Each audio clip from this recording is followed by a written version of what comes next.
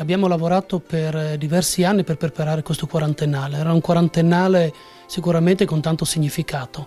Siamo arrivati ormai a metà di questo quarantennale e già vediamo dei grandi risultati, di far conoscere il nostro territorio, quello che hanno fatto i friulani. Abbiamo fatto un quarantennale però con dei significati ben precisi, cioè abbiamo sì fatto una prima parte dove l'abbiamo pensato per il ricordo e per il dolore, specialmente per le famiglie che hanno perso tante persone, e poi abbiamo continuato con un quarantennale per le nuove generazioni. Questo è quello che stiamo lavorando e continuiamo a lavorare nei prossimi mesi.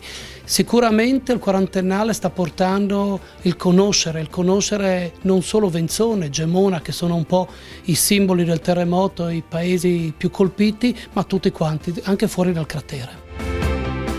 Un importante museo che è il museo proprio simbolo, il museo che abbiamo fatto una visita anche i giorni scorsi in Emilia Romagna, dove siamo stati chiamati come associazione dei comuni del terremoto a spiegare questo museo, perché anche loro vogliono fare qualcosa di simile, e abbiamo fatto una visita anche su quei luoghi che anche loro sono stati colpiti. È un museo che è stato fatto dall'associazione, dal comune di Venzone e dalla regione Friuli Venezia Giulia. Parte con le prime stanze con la tragedia, per poi arrivare nel periodo del baracche, dell'esodo a Lignano, per poi arrivare alla ricostruzione, alle leggi della ricostruzione che sono, credo, il simbolo di questo quarantennale, di quello che ha funzionato, cioè il modello Friuli. Abbiamo firmato un protocollo che credo che sia la prima a livello mondiale.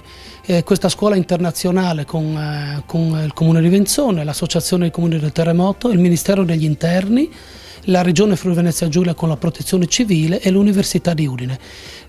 Noi qua a Venzone abbiamo un piccolo paese, una frazione che è rimasta come la sera del 6 maggio del 76, perché? Perché per problemi di sicurezza abbiamo preso il paese e l'abbiamo spostato di 3 chilometri a nord. Questo praticamente sarà il posto dove andremo a simulare terremoti, dove andremo a preparare i nuovi tecnici a livello internazionale.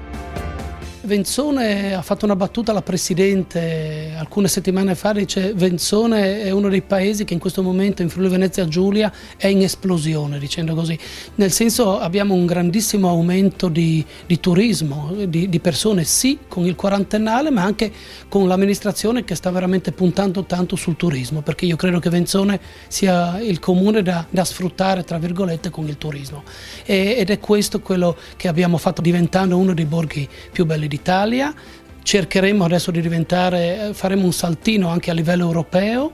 Perché? Perché io credo che la potenzialità è grande, ma non solo di Venzone, di tutto il territorio. L'ha dimostrato in questi periodi, perché io sono un'amministrazione che non guardo solo Venzone, ma cerco di aiutare anche il territorio che mi è vicino a livello turistico, dicendo: sì, visitate Venzone, ma visitate anche tanti altri luoghi che sono bellissimi della nostra zona.